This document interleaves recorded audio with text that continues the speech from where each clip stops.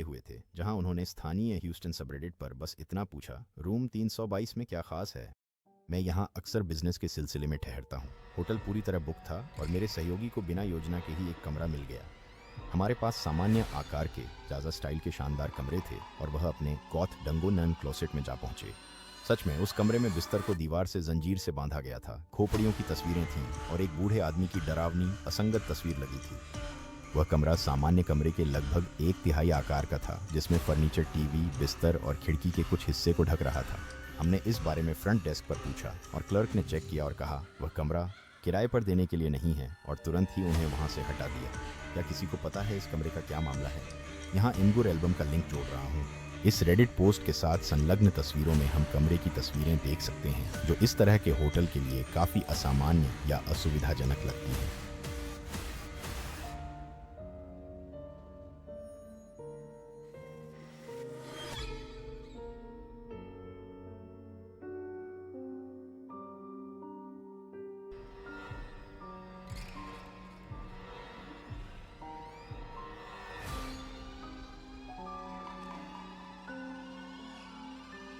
अब जब हमने तस्वीरें देख ली हैं, तो मैं आपके लिए यहाँ कुछ नोट्स बनाना चाहता हूँ। जो बात खास तौर पर असहज करती है वह है बिस्तर का ईंट की दीवार के साथ जंजीर से बंधा होना, ठंडी कंक्रीट की फर्श और वे तस्वीरें जो बस यूं ही बेतरतीब ढंग से यहाँ रखी हुई लगती हैं। जहाँ तक इन तस्वीरों की बात है, खोपड़ियों को छोड़कर इनमें से कोई भी किसी थीम में फिट नहीं बैठती, और एक आदमी की बेतरतीब पोर्ट्रेट की बात करें तो भी। हम अभी थोड़ी देर में इस पर पहुंचेंगे। एक और दिलचस्प संबंध जो लोगों ने इंगित किया है वह है संख्या 322 के साथ जुड़ाव। और इन तस्वीरों में येल यूनिवर्सिटी के ऑन ऑर्डर 322 से संभावित संबंध है, जो कि एक गुप्त समाज था, जैसा कि निम्नलिखित लोगों से पता चलता है। हालांकि यह संबंध कुछ हद तक अटपटा लगता है, लेकिन किसी कारणवश लोग ऑनलाइन इस कड़ी की ओर आकर्षित होते दिखे हैं। जब मैंने इस ऑर्डर के बारे में शोध किया तो पता चला कि इसकी स्थापना 1832 में हुई थी, जो कि वाकई बहुत पुराना समय है, और इसका एक पेरेंट कंपनी थी जिसका नाम था रसेल ट्रस्ट एसोसिएशन। जब मैंने उनके आईआरएस के टैक्स रिकॉर्ड देखे तो ये ट्रस्ट 2016 में भी मौजूद था, जिसकी कुल संपत्ति लगभग $3.6 मिलियन थी। हालांकि यह दिलचस्प है, दुर्भाग्यवश यह संबंध बस यहीं तक सीमित है। तो चलिए और गहराई से खोजबीन करते हैं। चौथी और पांचवी फोटो को संक्षेप में बताएं तो इसमें जे कोमी का एक पोर्ट्रेट दिखाया गया है, जो ह्यूस्टन स्थित स्टैनफोर्ड फाइनेंशियल ग्रुप के पूर्व कार्यकारी थे। उन्होंने एक पोंजी स्कीम चलाई थी जिसे 2009 में फेडरल अधिकारियों ने बंद कर दिया था। ध्यान देने वाली बात यह है कि जाजा होटल भी ह्यूस्टन में ही स्थित है। उनका नाम गूगल करने पर 2017 तक के विभिन्न एसआईसी दस्तावेज मिलते हैं, जो उनकी पोंजी स्कीम के परिणाम स्वरूप हुई विभिन्न समझौतों का विवरण देते हैं। किराकुच से उस कमरे के अस्तित्व के बारे में सवाल किया गया था। यह है कि ह्यूस्टन प्रेस ने इस बारे में क्या लिखा था। कुछ ने हमें बताया कि यह वास्तव में होटल के थीम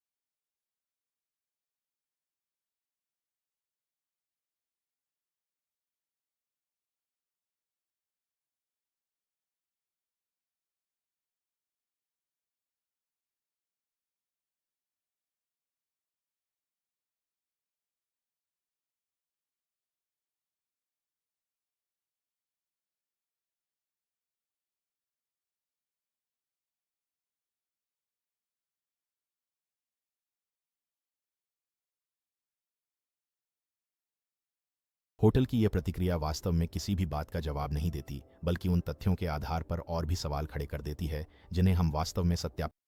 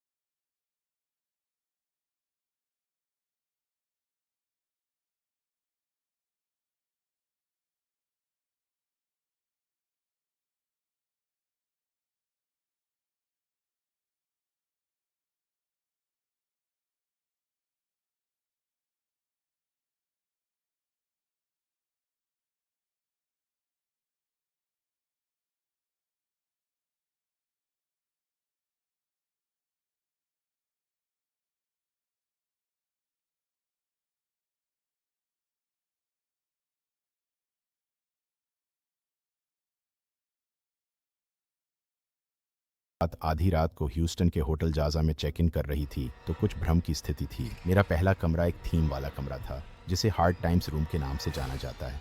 इस कमरे की दीवार पर एक खोपड़ी लगी हुई थी। कुछ मिनट बाद ही रिसेप्शन से फ़ोन आया और उन्होंने कहा कि उन्हें मुझे शिफ्ट करना पड़ेगा। फ्रंट डेस्क पर मौजूद लोग इस बात से बहुत परेशान थे कि मैं इस कमरे में फंसी रहूं। यहाँ दिलचस्प बात यह है कि इस महिला का अपने कमरे से हटाए जाने का विवरण इससे पहले कि इस पर किसी का ध्यान जाए सामने आया था। इसका मतलब है कि शायद हमने कुछ बेईमानी पकड़ ली है, क्योंकि होटल के आधिकारिक बयान में एक ऐसी असंगति है जिसे 1 साल पहले तक सत्यापित किया जा सकता है। क्योंकि हम आधिकारिक कहानी को सीधे तौर पर स्वीकार नहीं कर सकते और होटल हमारे सभी सवालों का जवाब देने वाला नहीं है, इसलिए अब समय है कि हम समझें कि असल में हो क्या रहा है।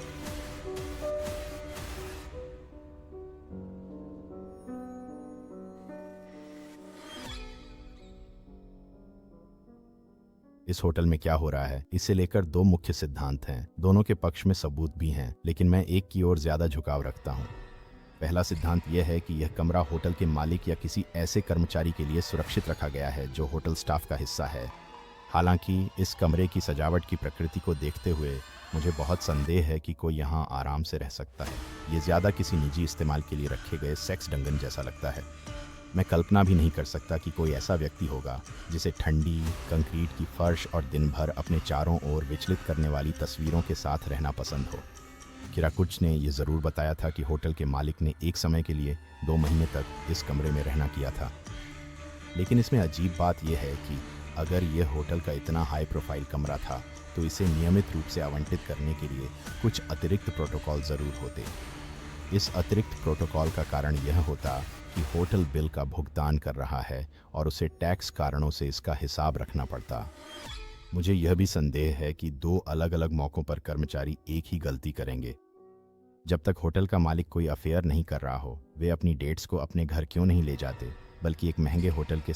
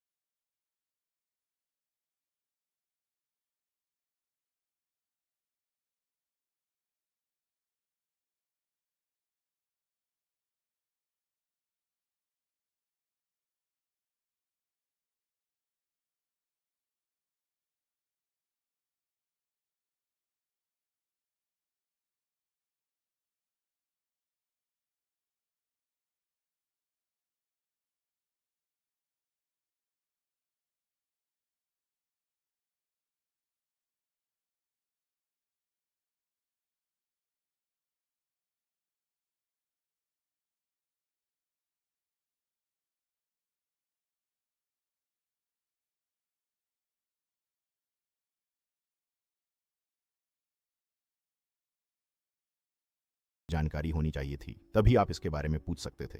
ये बात बहुत स्पष्ट कर देती है कि वे वास्तव में इस कमरे को आम जनता से छुपा रहे हैं। अब वापस अपनी विश्लेषण पर आते हैं। दूसरा सवाल यह है कि जैक कोमे की तस्वीर क्यों है। इस विषय पर सभी लेखों ने बस प्रतिक्रिया देने से इनकार कर दिया।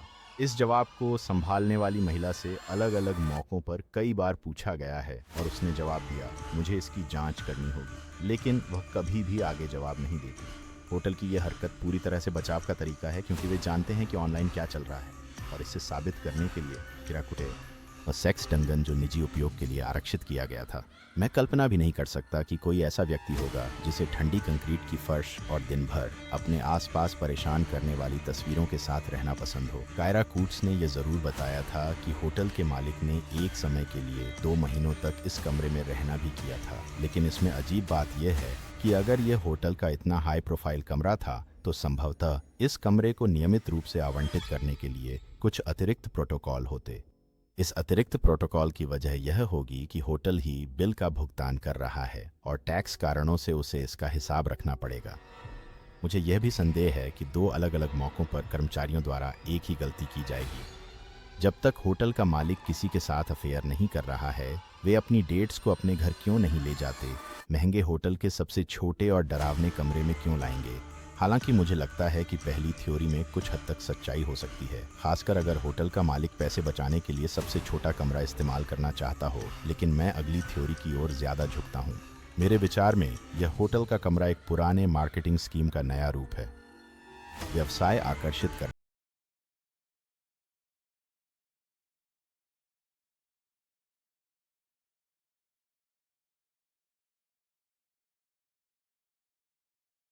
भावना पैदा करते हैं। मैं गारंटी दे सकता हूं कि आपने कम से कम एक ऐसे होटल के बारे में ज़रूर सुना होगा जो किसी न किसी तरह की अलौकिक गतिविधियों का दावा करता है।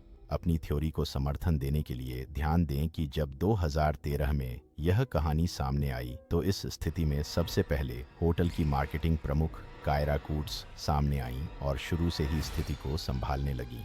मुझे लगता है कि यहाँ जो हो रहा है वह ये है कि होटल जानबूझकर लोगों को इस होटल के कमरे से बाहर निकाल रहा है ताकि वे वही करें जो मैंने इस वीडियो में किया है। वैसे मैंने अब तक यह बात नहीं बताई थी, लेकिन वाइस का इंटरव्यू सीधा सीधा एक विज्ञापन जैसा लगता है। अगर वाइस के लोग सच में यहाँ के रहस्य में दिलचस्पी रखते तो वे सबसे पहले यही सवाल होटल से क्यों पूछते। ह्यूस्टन जाजा दावा करता है कि उसके पास पायनियर थीम वाले कमरे हैं। क्या आप अमेरिका के पहले होटलों में से एक हैं जिनके पास ये हैं? क्या आप सच में कह रहे हैं थीम वाले होटल के कमरे? क्या आपने कभी डिज्नी होटल के बारे में सुना है? अगर जाजा ने सच में जनता के लिए ऐसा कमरा डिज़ाइन किया था तो इस पूरी घटना के बाद बार बार 6 साल बाद भी वे इसे अपनी वेबसाइट पर क्यों नहीं डालेंगे। संभव है कि मैं इन लोगों को पुराने तरीके पर एक शानदार ट्विस्ट लाने के लिए ज़रूरत से ज़्यादा श्रेय दे रहा हूँ। लेकिन देखिए, मैं इसके बारे में बात कर रहा हूँ, एक वीडियो बना रहा हूँ, उन्हें मुफ्त में प्रचार दे रहा हूँ। अंत में चाहे आप इस रेडिट रहस्य का जो भी समाधान तय करें, मुझे इसे खोजने, इस विषय पर रिसर्च करने में वाकई मज़ा आया। और अगर मैंने कुछ छूट गया हो तो मैं आपको ज़रूर प्रोत्साहित करना चाहूँगा कि आप इसे कमेंट्स में चर्चा करें, क्योंकि मैं चाहता हूँ कि मेरे वीडियो किसी रहस्य के लिए अंतिम समाधान न बने।